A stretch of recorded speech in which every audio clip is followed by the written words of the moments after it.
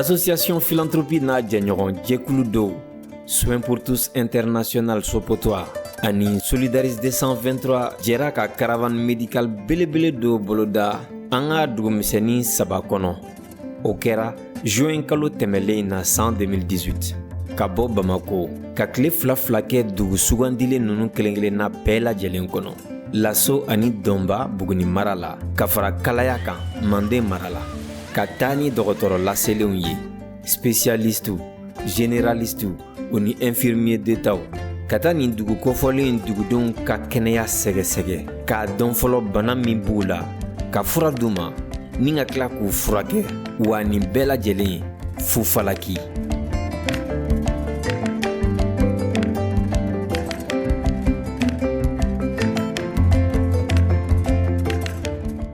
Caravane médicale 2018 n'i y'a mɛn an ka sigi ko kan fɔlɔ de jara. Nin ye an san 4nan ye an ni jɛkulu dɔ bɛnna. Jɛkulu ninnu olu ka président o ye Dr Jules André Yomsi ye. Ale ye Camerounais de ye. A ye école de médecine kɛ an bara yan. A ye écoleso dɔ jɔ ka tila ka dɔgɔtɔrɔso dɔ jɔ. Ale de ye jɛkulu dɔ sigi, jɛkulu n'o tɔgɔ ko Soins pour tous international. 2013 an n'olugu bɛnna. O tun bɛ fɛ ka caravane dɔ kɛ Laso. O y'an wele k'a ka d'u ye an ka fara u kan an ka se ka caravane kɛ. Ne kun tɛ foyi dɔn a ko la. Nka o ko n ma ko u bɛ taa an ka burusi kɔnɔ yɔrɔw la. Dɔgɔtɔrɔso tɛ sɔrɔ yɔrɔ min na, fura yɛrɛ tɛ sɔrɔ yɔrɔ min na, k'u bɛ taa olu furakɛ fu la ka fura d'u ma fu falaki. N ko nin ye ne ka waliya dɔ ye. O kɛra 2013. N y'a ye nin baara nin ka di. Fɛn min don a bɛ nafa to an bɛ ka taa di population minnu ma. Salon an y'a organiser dugu 2 la, Chinu ani Djibourula. O don la an ka festival de solidarité hukumu na ani mois de la solidarité hukumu na. Salon an y'a kɛ an ye fɛn caman de jateminɛ. An y'a jateminɛ bana caman bɛ yen n'olu su dɔnniya tɛ. An y'a jateminɛ fɛnɛ ni mɔgɔ caman bɛ yen i bɛ taa sɔrɔ joli fitinin dɔ de b'u sen na. Puisque docteur t'o ka yɔrɔ la, dɔgɔtɔrɔso tɛ yen, olu yɛrɛ tɛ conscience sɔrɔ, u tɛ hakili sɔrɔ k'a fɔ ko joli fitinin min don n'a ma furakɛ a bɛ infecté. N'a infecté la a bɛ se ka na ni bolotigɛ ye, a bɛ se ka na ni sentigɛ ye, tubabuw ko min ma amputation. K'a sɔrɔ il suffit dɔrɔn ka fura d'u ma u ka nettoyer siɲɛ 1 siɲɛ 2 tile 3 joli bɛ ban. Donc an y'a jateminɛ mɔgɔ caman bɛ tan. An bɛ taa village dɔw la an bɛ taa denmisɛnw kɔnɔbara sɔrɔ u kɔnɔbara fununen don malnutrition sababu la. An bɛ taa village dɔw la an bɛ taa dɔw sɔrɔ u sen gɔlɔnnen don parce que u tɛ fɛn kalama a la k'a fɔ k'a bɛ se ka furakɛ. Donc an ye salon ta kɛ, ne ye docteur wele n ko comme an ye salon ta kɛ a diyara tuguni n ko n'Ala sɔnna san o san a ka di ne ye an ka dugudenni dɔw jate minɛ kalo 3 o kalo 3 an ka bɔ ale ka mɔgɔw ani ne ka mɔgɔw an ka taa burusi min kɔnɔ. Dɔgɔtɔrɔso tɛ sɔrɔ burusi min kɔnɔ, fura tɛ sɔrɔ dugu min kɔnɔ, dugu minnu ka jan goudron da la an ka taa don olu kan ka olu furakɛ. O hukumu de la ɲinɛ tuguni aw bɔra caravane 2018 kɛli la.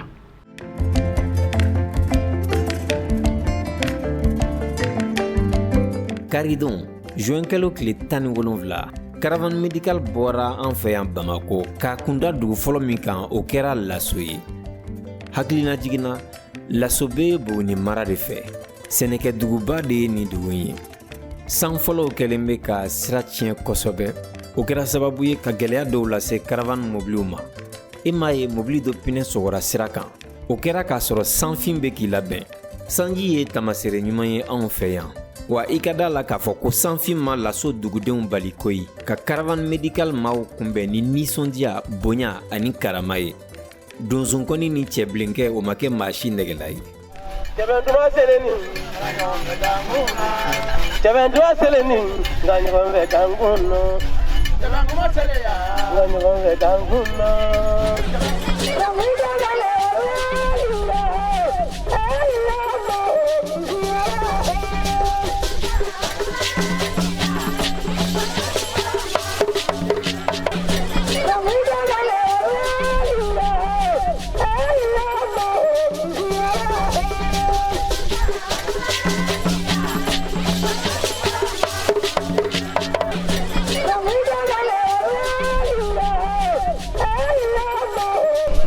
Nous sommes là pour 2 jours pour faire les soins, comme on le fait souvent. Et la particularité de cette année, c'est que l'an passé, par exemple, on n'était pas là parce qu'il y a eu beaucoup de choses, on n'avait pas les moyens.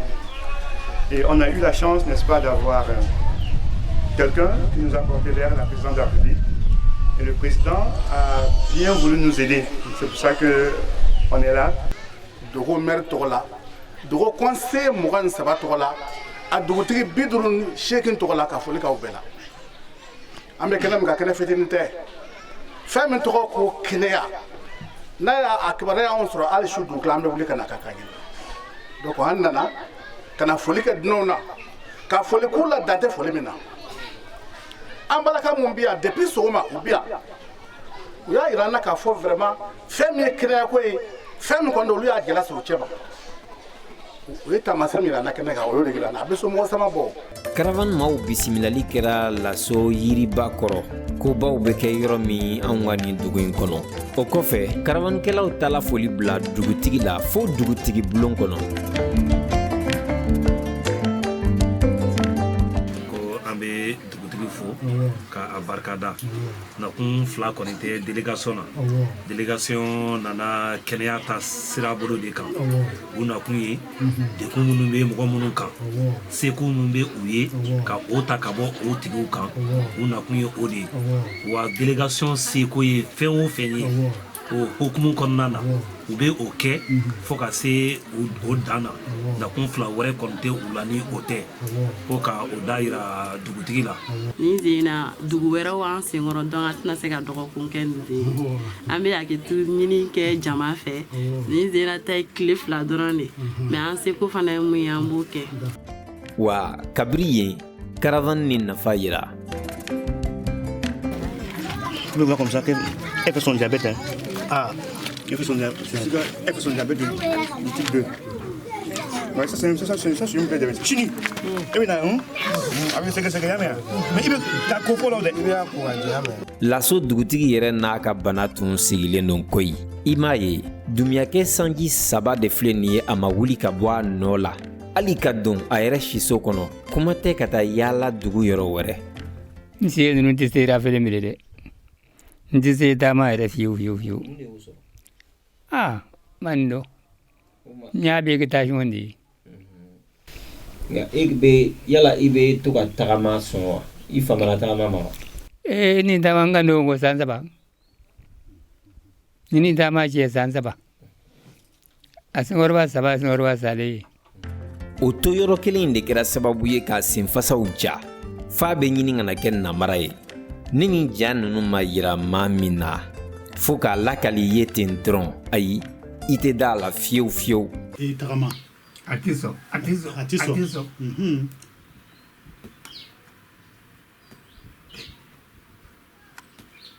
Ni yɛrɛ bɛ n dimi nin fana bɛ n dimi o ye ka o la a tɛ se rafele. A tɛ se ka rakile. A tɛ se rakile. Furakɛli yɛrɛ daminɛna tɛnɛndon de juin kalo tile 18 lasokaw fɛ yen. Laso dispensaire ye bonden 2 dɔrɔn de ye. O la so wɛrɛw de labɛnna walasa furakɛli bolofara caman ka se ka sɔrɔ. Pédiatrie denmisɛnnin furakɛyɔrɔ kɔni o 2 tun bɛ yen. Musow furakɛyɔrɔ n'u jiginyɔrɔ cɛnimusoya banaw fana furakɛyɔrɔ tun bɛ yen ka fara pikirikɛyɔrɔ o ni pharmacie kan. Ne tɔgɔ Nana Kadija Sise ne de bɛ pharmacie na an bɛ pharmacie la yan yɔrɔ ye pharmacie ye an bɛ ka furaw di mɔgɔw ma. Mɔgɔw bɛ na n'u lajɛra fɔlɔ de u bɛ sɔrɔ ka na an bɛ sɔrɔ ka fura d'u ma. non n'o ye u lajɛlen kɔfɛ n'a y'a sɔrɔ fura minnu b'an bolo an b'o d'u ma ni mun tɛ yen an b'a f'u ɲɛna fana k'o tɛ yen. an ka baara ye ka musow de lajɛ bana minnu bɛ musow la k'olu lajɛ an ka baaraw an kɔni ye lajɛli kɛ an ye musow lajɛ tiɲɛna an ma ka foyi yɛrɛ sɔrɔ a la an ma ka gɛlɛman foyi sɔrɔ a la an ye muso kelen fana lajɛ an ma problème foyi sɔrɔ a la. Nin ye dɛmɛba de an yɛrɛ ma parce que au moins a bɛ dɔ fara anw niveau kan de 1 de 2 an ma deli ka cas minnu ye a bɛ kɛ sababu ye an b'olu ye yan an b'a pratiquer an b'a baara kɛ a bɛ se a b'an ja gɛlɛya fɛnɛ ka ko caman kɛ ne bɛ se k'o fɔ a bɛ nafaba de lase aw ma. I ye ɲuman kɛbaga fo cogo o cogo i tɛna se ka tɛmɛ min kan o ye i ni ce ye n'o tɛ ni fɔcogo wɛrɛ tun b'a la lasokaw tun n'o fɔ caravane kɛbagaw ye.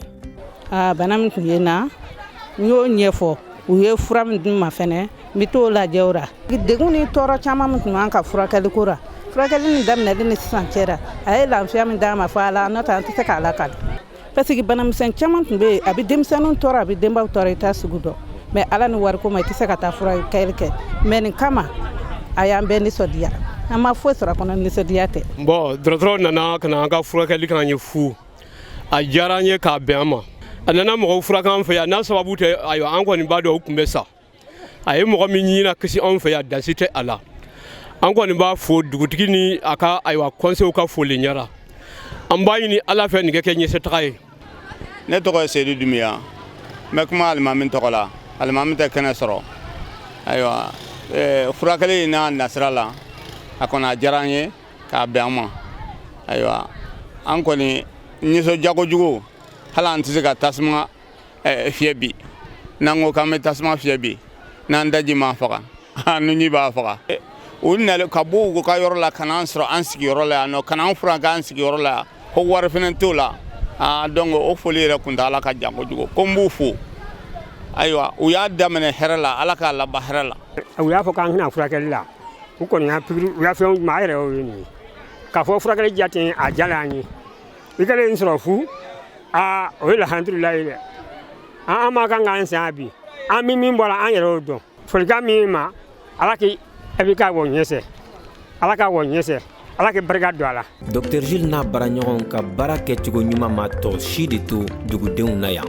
Banabagatɔ degunnen mana se dɔgɔtɔrɔso la n'o dɔgɔtɔrɔ yɛlɛla fɛ dɔrɔn dɔ bɛ bɔ bana na donc tiɲɛ yɛrɛ la a y'anw nimisi wasa ni ɲɛmɔgɔ minnu kɛra sababu ye ka nin kɔni lase anw fɛ yan o sara t'an bolo sara de bɛ ala bolo n'i ye mɔgɔ kelen kɛnɛya jamana kɔnɔ n'a y'a sɔrɔ k'i b'a baraji sɛbɛnnen dɔn i b'a fɔ n bɛ n ci bɛ bila adamadenw kɛnɛli ma parce que diɲɛ fɛn bɛɛ de bɛ kɛnɛya kɔfɛ ne ka foli bɔ ne.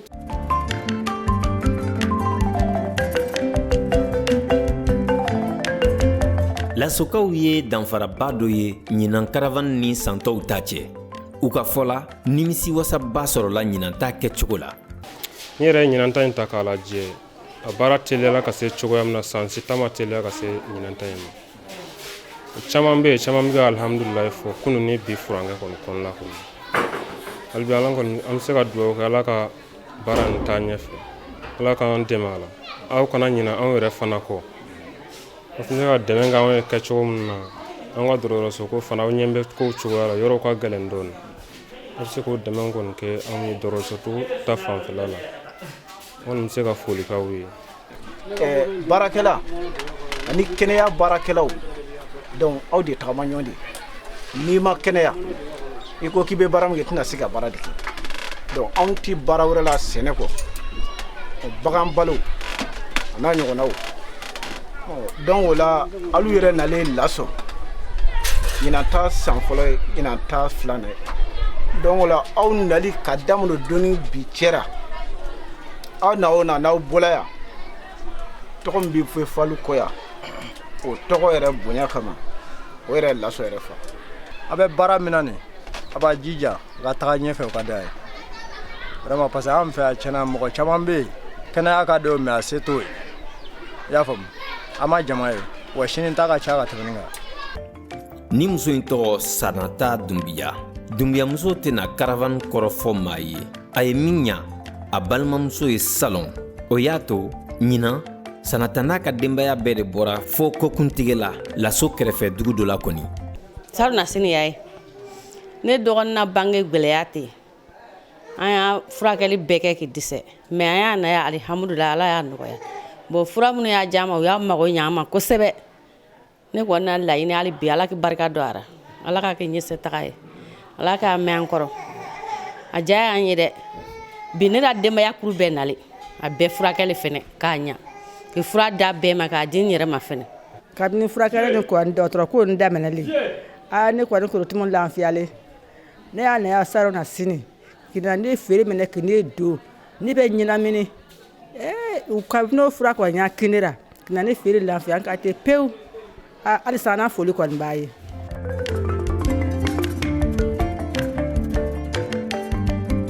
Su kora dugu jɛra tarata don juin kalo tile 19 caravane tile laban laso sɔgɔma joona hali dɔgɔtɔrɔw ma tila daraka dun na fɔlɔ duguden dɔw solila poyi ka na fo dɔgɔtɔrɔw siyɔrɔ la tiɲɛ yɛrɛ la bana kelen bɛ ka nin dugulamaw labɔ kosɛbɛ wa bana dogolenw b'a la koyi.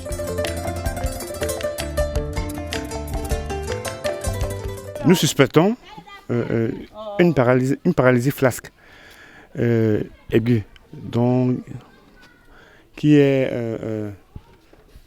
probablement peut-être due à une cause traumatique. Franchement, nous ne savons pas trop, mais elle développe vraiment ces symptômes-là. Donc, ce sont des pathologies à investiguer au niveau hospitalier. Raison pour laquelle nous tenons à ce qu'elle vienne à Bamako pour qu'on puisse investiguer et voir, n'est-ce pas, nos maîtres aussi, pour qu'ils puissent donner leur avis par rapport à sa situation. L'anamnèse, elle dit que ça fait longtemps qu'elle a développé cela, et lorsqu'on l'observe, on voit que le pied fait des mouvements assez insolites lorsqu'elle marche. Et on pense parfois à une compression médulaire au niveau de la colonne vertébrale. Mais nous ne pouvons vraiment rien dire si elle ne fait pas une radio, si on ne la passe pas par exemple au scanner pour définir exactement le pourquoi de cette paralysie. Bana sugu bɛɛ de b'anw fɛ yan mais furakɛli yɛrɛ gɛlɛya b'anw fɛ yan parce que primo hali ni y'a sɔrɔ baarakɛlaw bɛ yen furaw bɛ yen moyen les moyens patient mun bɛ na n'ont pas les moyens adéquats o gɛlɛyaba de bɛ yan. senfunu mun filɛ nin ye nin cɛkɔrɔba in na senfunu gansan tɛ wa anw kelen k'a ɲininga a y'a yirana k'a fɔ ko bonni nɔ de don dɔgɔtɔrɔ ka sɛgɛsɛgɛli y'a yira k'a fɔ ko elephantiasie de don dɔw b'a wele ko ver de Guinée bamanankan na segelen. Disons que c'est une maladie qui est combattue par l'OMS et c'est pour ça qu'on fait des campagnes d'ivermectine. Et on pense normalement l'éradiquer, ou bien on pensait que c'était éradiqué, mais aujourd'hui on a des cas comme ça qui surviennent, on ne sait pas d'où, et c'est parfois dû au schistosomiase, au ver de Guinée, comme on appelle. Donc ce matin, c'est ce qu'on a constaté chez le monsieur. Malheureusement et bizarrement, c'est une contrée où le SOSCOM est à pratiquement 5 km, mais ils n'ont pas d'ivermectine. Alors qu'il y a des campagnes de sensibilisation qui passent, et là on se demande qu'est-ce qui se passe. Donc on est obligé de lui trouver de l'ivermectine, sûrement à Bougouni ou à Kéléa, pour envoyer au monsieur. Et maintenant, il y a la prise en charge sur le plan de la compression, il y a la prise en charge sur le plan de l'hygiène.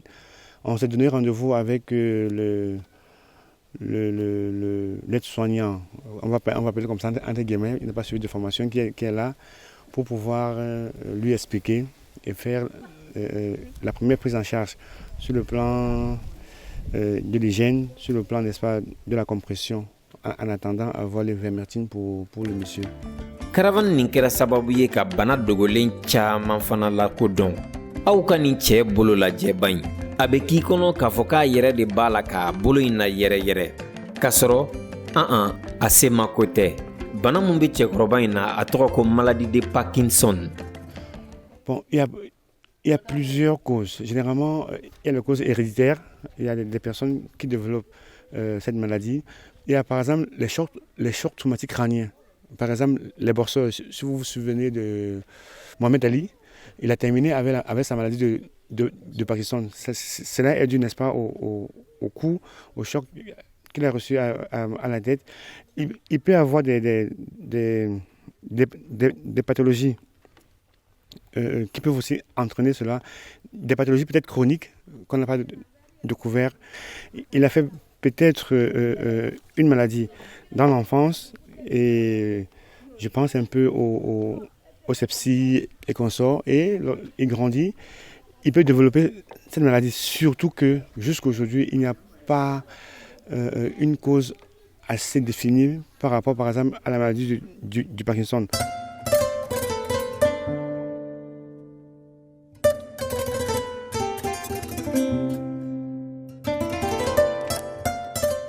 Ka fara o bɛɛ kan dɔgɔtɔrɔw tun bɛ yala ka taa maakɔrɔbaw sɔrɔ f'u sigiyɔrɔw la u ka so ni k'u furakɛ bari a caman bɛ yen nɔ taama ka gɛlɛ u ma kosɛbɛ. Aujourd'hui, elle est normalement tendue, elle a une tension pratiquement de 14, 8,50. Ça veut dire que sur le plan de l'hypertension, c'est maîtrisé. Ce qui nous inquiète ce matin, c'est qu'elle a fait une chute et depuis sa chute il y a 1 an, elle se plaint d'une douleur au niveau de la cuisse. Mais tout à l'heure, en mobilisant, je me suis rendu compte que c'est plutôt au niveau de la hanche. Donc on est en train de suspecter peut-être une luxation de la hanche, peut-être une fracture de la hanche. Comme elle est immobile présentement, on ne ressent pas. Donc j'ai demandé à son fils de tout faire pour faire une radio, n'est-ce pas, de la hanche pour la confirmation du diagnostic.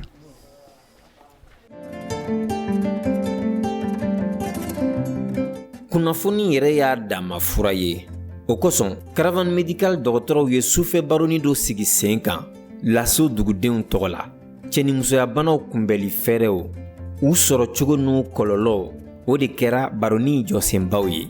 Kɛnɛyaso la ni maloyara dɔrɔn tɛ furakɛ o de kosɔn dɔgɔtɔrɔ b'a bɛɛ fɔ mais n'i taara bɛn ni i den filan ye dɔgɔtɔrɔso la n'a kumana i kan dɔw b'a fɔ k'a ye n dɔgɔya ka sɔrɔ o tɛ ale ka kalan de y'a to a bɛ kuma min fɔ o bɛ kuma aw bɛɛ kan dɔɔni dɔɔni mais o tɛ dɔgɔyama sira ye ni n donna mɔgɔ min gasi la ka sɔrɔ ma daminɛ o tigi bɛ yafa ma bi ta baro an bɛ fɛ ka baro dɔɔni kɛ bingani kan ani musow ka infection mu b'a fɔ minnu ma ko naminapo yan bamanana bɛɛ b'a fɔ ko naminapo ani denmisɛnninw ka malnutri denmisɛnninw ka dumuni kɛcogo san fɔlɔ min na an nana an y'o caman ye mais ɲina an y'a ye o dɔgɔyara yɛrɛ de o yɔrɔnin na o diyara ye o kɔrɔ ko musow tora k'a faamuya dɔɔni den mago kan ka kɛ den na cogo min na a ye tɛgɛrɛnin fa yɛrɛ kun n'a ye kɛrɛ to ne kun bon n'an ko infection bɛɛ kan ka faamuya a bɛ kuma a ka bamanankan na naminapo de a bɛ kuma o de kan a nacogo ka ca a sɔrɔ bɛ sɔrɔ ɲɛgɛn na a bɛ sɔrɔ an ka jukɔrɔfiniw fɛ a bɛ sɔrɔ kafoɲɔgɔnya fila la cɛ ni muso c'est comme a bɛ se ka kɛ cɛ la a bɛ se ka kɛ muso la mais plupart burusi kɔnɔna na an ye yɔrɔ min lajɛ ni o bana ye musoyanfan sɔrɔ cɛ b'a fɔ ko muso de man kɛnɛ ka sɔrɔ cɛ yɛrɛ bɛ se ka bana in lase musow ma n'a sɔrɔ muso 3 b'a bolo u bɛɛ bɛ se ka bana sɔrɔ ni ɲɛgɛn fana jɛlen tɛ a bɛ sɔrɔ fana fɛ an n'u ye jateminɛ kɛ yan yɔrɔ caman na yan ɲɛgɛn ninnu siman t'a kɔnɔna na jango i k'a fɔ ko u ka ɲɛgɛn ko walasa an bɛ se ka kisi bana nin tɔɔrɔ ma.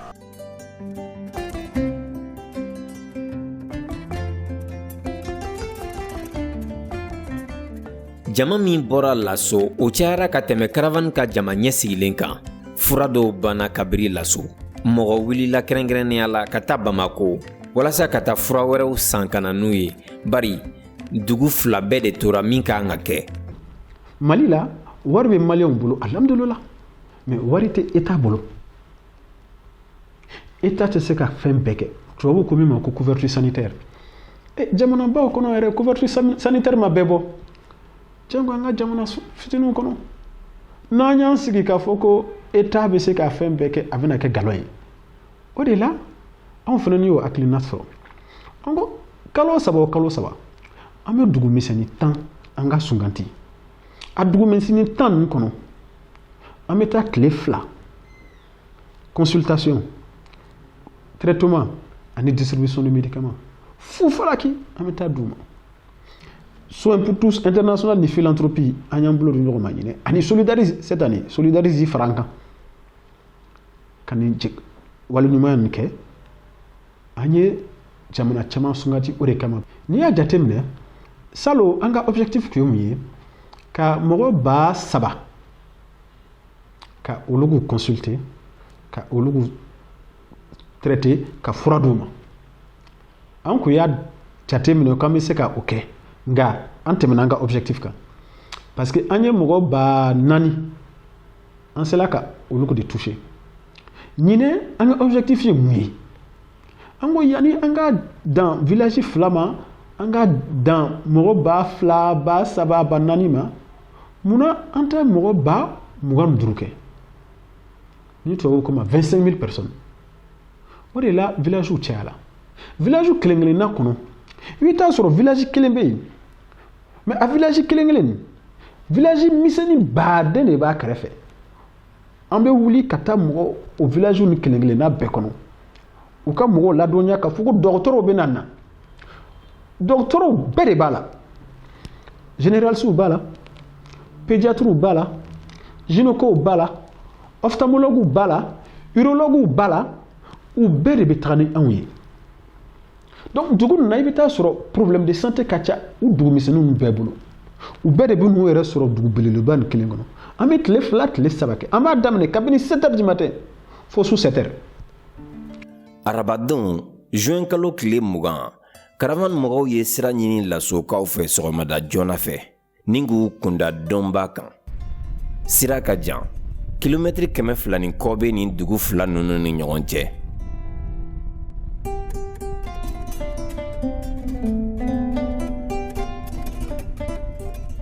I n'a fɔ a kɛra laso cogo min dɔnbakaw fana ye caravane médicale kunbɛn ni nisɔndiya ye.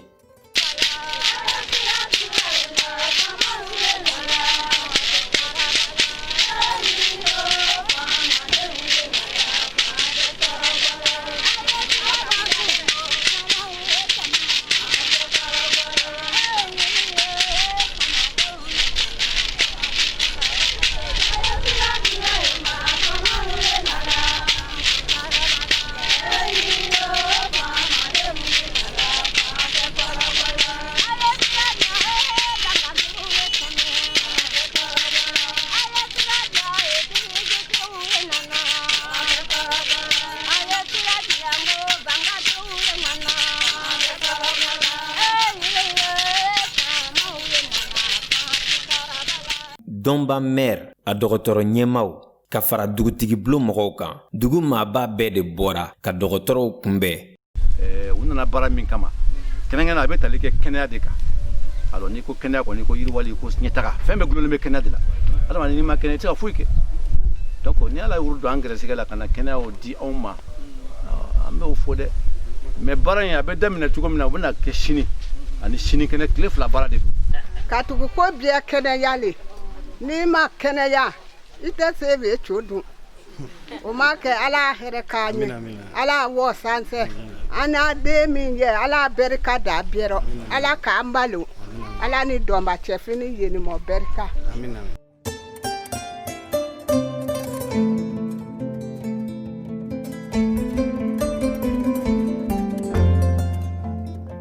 sanu jabalaba dɔ ye dɔnba ye mali kɔnɔ yan o n'a ta o ta bana kelen bɛ ka fanga sɔrɔ yan dɔnba baara kɛcogo la furakɛli kɛyɔrɔ tun ye 2 ye an balakaw tun bɛ furakɛ dɔnba sescom yɛrɛ kɔnɔna la k'a sɔrɔ baara tɔ tun bɛ ka kɛ ekɔlisoba la ni nimisiwasa tɛ 2 ye dɔnbakaw y'o sɔrɔ ala ni nin caravane nin sababu.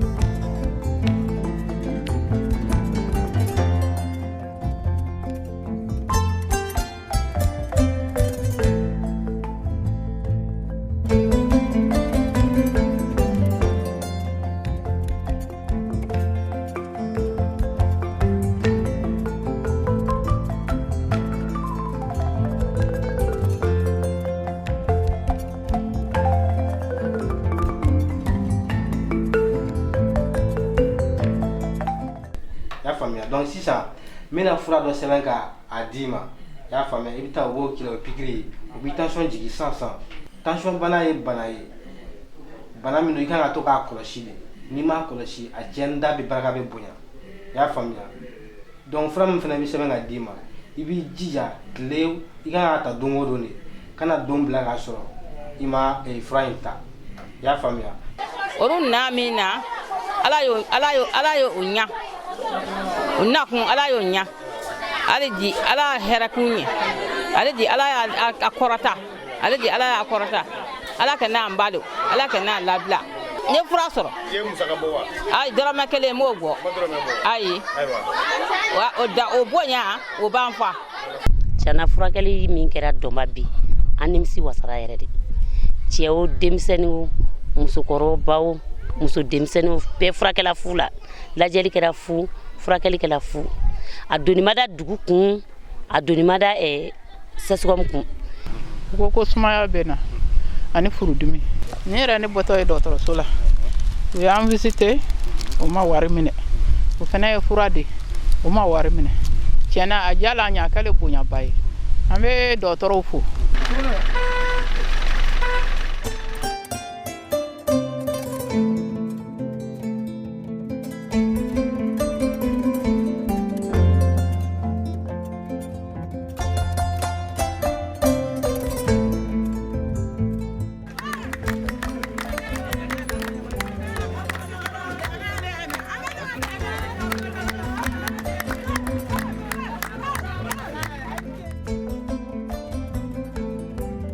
dugulama min ni caravane mɔgɔw sera o kɔnɔ nin bɔko fɔlɔ la o kɛra kalaya ye sibi kɛrɛfɛ laginɛta sira kan nka an ye dugu kofɔlen fɛn fɛn fɔ aw ɲɛna aw k'a dɔn k'a fɔ ka fara olu kan u dafɛ duguw bɛɛ lajɛlen de tun bɛ na don o don ka na furakɛli kɛ fufalaki.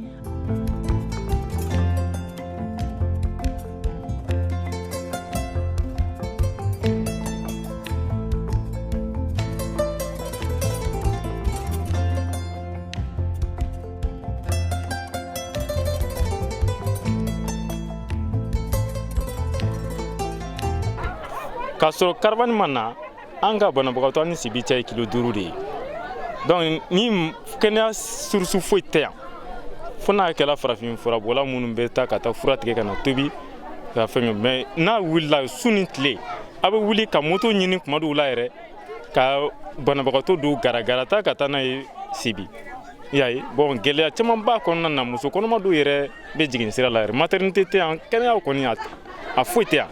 Donc ni caravane nana o la kana fɔ k'a b'an surtout kana fɔ k'a b'an furakɛ fu a vraiment dan tɛ o la.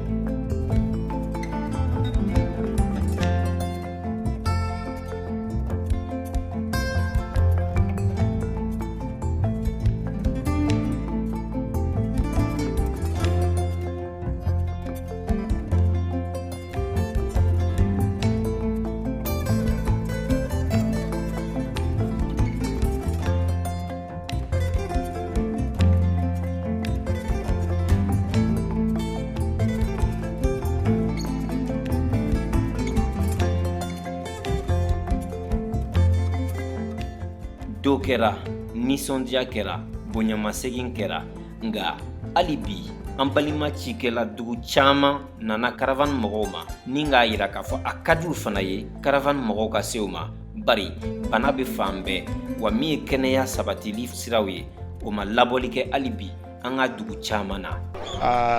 À l'assaut, on a fait 1096 patients.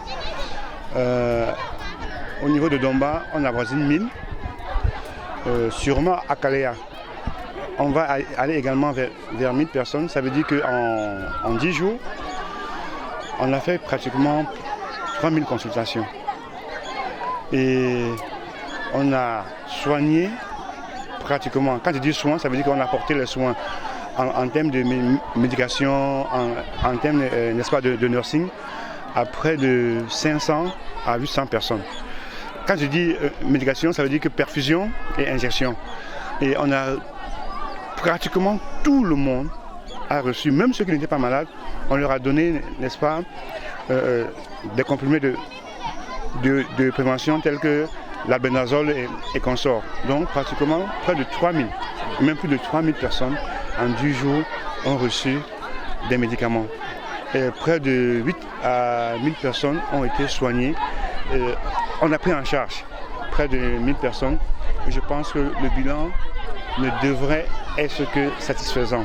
Et au-delà de cela, la caravane avait aussi pour objectif de pouvoir déceler quelques maladies rares. On a eu la maladie de Pakistan à l'assaut. On a eu la filareuse, qui n'est pas une maladie rare, mais qui est une maladie recherchée par l'OMS à l'assaut également. On a été débité, surpris de comprendre que les mœurs peuvent aussi amener les gens à se rendre eux-mêmes malades. Tel a été le cas du chef du village de l'assaut, qui malheureusement, ou bien culturellement, est resté 3 ans. Pratiquement 3 ans dans son vestibule, merci. Et il a développé des portophiles au niveau des jambes, de telle manière qu'il ne peut plus se mettre debout, tout simplement parce qu'il voulait rester dans son vestibule. C'est un cas peut-être à prendre au sérieux, et ça pourrait même faire un cas de jurisprudence pour qu'on puisse conseiller certains chefs du village pour pas combattre, mais expliquer qu'on ne peut pas s'auto-dégrader pour la culture. Également, on a un cas neurologique un peu compliqué qu'on doit faire voir les experts ici à Kalaya. J'ai vu le cas et on ose croire référer cet enfant qui depuis quelques années n'arrive pas à grandir, n'arrive pas à marcher. Nous l'avons passé à un cas neurologique, mais c'est peut-être les spécialistes en neuro qui pourront confirmer cela. On s'en va terminer cette phase. On ose croire que ce que nous avons fait va porter fruit et qu'on ne va pas rester là. Que peut-être on a prévu une seconde phase pour aller jusqu'au nord. Si nous avons l'appui, c'est notre job, on va continuer, n'est-ce pas, la caravane. Et j'ose croire que nous aurons, n'est-ce pas, cet appui-là. Sentiment de satisfaction, sentiment de quelqu'un qui a bien fait son job, dont le devoir a été accompli malgré quelques imperfections, malgré quelques difficultés. Et nonobstant cela, nous sommes heureux d'être là, nous sommes heureux d'avoir fait cette caravane.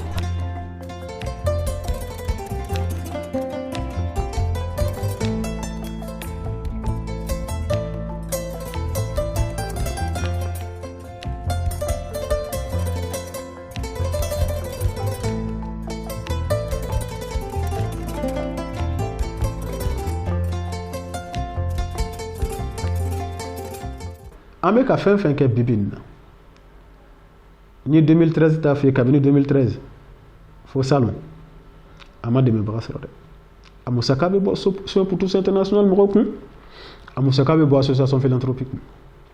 ɲinɛ présidence de la république olu ye an ka baara jateminɛ, baara jalaw ye, olu ye an jukɔrɔma tɛntɛn, o ye an jukɔrɔma don, o ye an bilasira. Mais n b'a f'i ye malgré que olu b'an bilasira wagati dɔ la an bɛ dɛsɛ furako la. an tɛ wari ɲini dɛ fura ko de ka gɛlɛn an ma mɔgɔ o mɔgɔ i bɛ se ka fura ɲini ka di anw ma k'an dɛmɛ ka ni caravane nin kɛ an bɛ fo k'i waleɲuman dɔn furako n bɛ sigi furako kan san o san an bɛ pharmacie populaire du Mali an b'a solliciter bon o kɔni b'an dɛmɛ parce que n tɛ se ka o tɔgɔ jugu fɔ salon o ye fura d'an ma fura min musaka bɛ taa 100 et quelques mille la je pense 140 000 francs salon ɲinɛ o ye fura d'an ma à hauteur de 200 et quelques mille francs bon n b'a fɔ ko dɛmɛ tɛ dɛ dɛmɛ don mais a ko ka d'an ye a ko ka d'an ye parce que n'i bɔra ka taa mɔgɔw furakɛ fu la ka fura di mɔgɔ ma fu la fo fura caman ka k'i bolo dɛ fo fura caman de ka k'i bolo an bɛ olu n'u bɛ k'an lajɛ u ka ɲɛmɔgɔw bɛ k'an lajɛ ni ministère de la santé et de l'hygiène publique ministère de la solidarité et de l'action humanitaire n'olu bɛ se k'an dɛmɛ furako la a bɛ bonya an ma a bɛ fo kɛ a bɛ foli kɛ furako yɛrɛ de b'an na kosɛbɛ et je pense que pharmacie populaire kelen tɛ yen salon kamɛdi mɔgɔw olu kun ye dɔ d'an ma fɛnɛ ni u ka ca les firmes pharmaceutiques minnu bɛ Mali la minnu bɛ Bamakɔ yɛrɛ Laborex b'a la Promo Pharma b'a la an tuma caman an bɛ lettre bila ka taa u b'a fɔ ko bon o tɛ se k'an dɛmɛ mais an yɛrɛ de bɛ wari bɔ an ka kɛsu kɔnɔ ka furaw san parce que salon n y'a f'i ye cogoya min na salon pharmacie populaire ye 140 000 francs fura de d'an ma kamɛdi mɔgɔw o ye 100 et quelques mille francs fura de d'an ma 200 et quelques mille francs fura pour une population de 4 000 personnes qu'on a traité an ye fura di minnu ma donc an do obligé la ka million ta tuguni ka don fura la hali ɲinɛ an ye min don fura la a bɛ 2 millions bɔ parce que pharmacie populaire mɔgɔw dɔrɔn de ye fura d'an ma à hauteur de 200 et quelques mille francs on a fait combien de villages an bɛ se ka taa mɔgɔ fɛ ko an nana aw furakɛ ka sɔrɔ fura t'an bolo wa o tɛ fu ye n'i ye mɔgɔ ka bana si dɔn bana nin de b'i la mɔgɔ min yɛrɛ wari t'a bolo ka fura san n'i ko a tigi ma ne nana i furakɛ fu ka fura d'i ma fu la i tɛ se k'a fɔ ye ko fura banna dɛ an tɛ se ka dugu bɛɛ kɛ siɲɛ kelen mais n bɛ layidu di dugu min ma se ka kɛ an bɛna se o bɛɛ baara kelen kelen an ye dugu misɛnnin dɔw kɛ kɔsa nin na Lasu b'a la Dɔnba b'a la Kɛlaya b'a la a ka d'an ye o tun ye phase 1 ye parce que ɲinɛ an bɛ fɛ ka jusqu'à 3e phase 2e phase ni élection tɛmɛna a ka d'an ye ka 2e phase kɛ 2e phase an bɛna taa dugu jumɛn na an bɛna taa Madina Ala Eri ale bɛ à 8 km de Nioro du Sahel an bɛna taa Falu ale bɛ Kayi mara la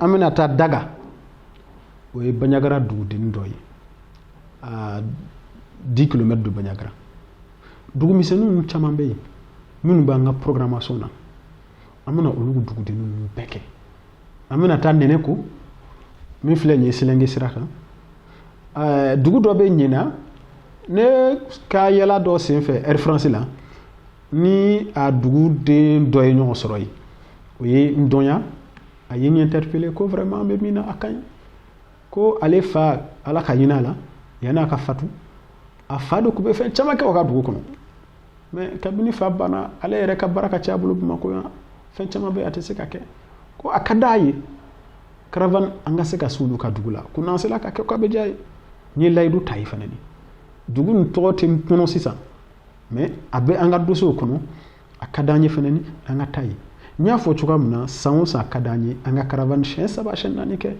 mais an tɛ se ka kɛ siɲɛ 3 siɲɛ 4 ni dɛmɛ ma sɔrɔ don an kɔrɔ dɛ fo jusqu'à preuve de contraire anw de bɛ k'an ka wari bɔ ka kɛ kabini 2013 fo ɲinɛ dɔ don président de la république y'an bilasira ni musaka dɔ ye n hakili la a tɛna dan o ma u bɛna partenariat signé n'anw ye olu dama tɛ pharmacie populaire du Mali ministère de la solidarité ministère de la santé et de l'hygiène publique u bɛɛ b'an dɛmɛ ani commerçant dɔw bɛ se k'an dɛmɛ dumuni ko la n'a bɛ taa village na an bɛ taa ni tobilikɛlaw ye o fana n'o mɔgɔ 50 i b'u balo cogoya jumɛn village la an ka tobilikɛlaw an bɛ sumanw san dodo tobilikɛlaw bɛ tobili kɛ ka di mɔgɔw ma ye donc bɛɛ bɛ se k'an dɛmɛ an bɛ bɛɛ fo kɛrɛnkɛrɛnnenya la ɲinɛ an bɛ président de la république fo olu minnu ye an dɛmɛ pour que an ka se ka phase 1 kɛ an bɛ pharmacie populaire de la du Mali fo an bɛ soins pour tous international olu ka docteurs bɛɛ parce que u b'u ka baara de bila yan u bɛɛ bɛ baara kɛ cabinet dɔw la an bɛ per diem min d'u ma nin per diem ba tɛ koyi o bɛ min sɔrɔ cabinet ninnu la o t'a a tilancɛ sɔrɔ an bolo u b'u somɔgɔw de to yen u furumuso an'u denw u b'u to yen Bamako ka taa kalo 1 tile 20 tile 15 kɛ n'anw ye burusiw kɔnɔ dans des conditions difficiles o bɛ si ekɔlisow la dugu dɔw bɛ yen ekɔliso yɛrɛ ciment yɛrɛ t'o dugu ma u bɛ si matilaw de kan dɔw bɛ si dɛbɛ kan donc an bɛ soins pour tous international an b'a docteurw bɛɛ fo an bɛ Solidaris 223 olu fana ni sɔnna ka tugu an kɔ ɲinɛ an b'olu fana ni fo an bɛ association philanthropie membre bɛɛ fo fana ni an bɛ ORTM fo parce que an ka partenaire fɔlɔ ye ORTM de ye an bɛ dugawu kɛ mɔgɔw ka ni jamukan nin ye u ka dɔn k'a fɔ k'an bɛ fɛn min na fɛn dini tɛ waliyaba de don n'an y'an bolo fara ɲɔgɔn kan an bɛ se ka dɛmɛba lase mɔgɔw ma kuma ma nɔgɔ a bɛ se ka kɛ n ka kuma n donla dɔw gasi la yanni n ka bɔ kuma kɔnɔ n bɛ bɛɛ fo ka yafama deli bɛɛ fɛ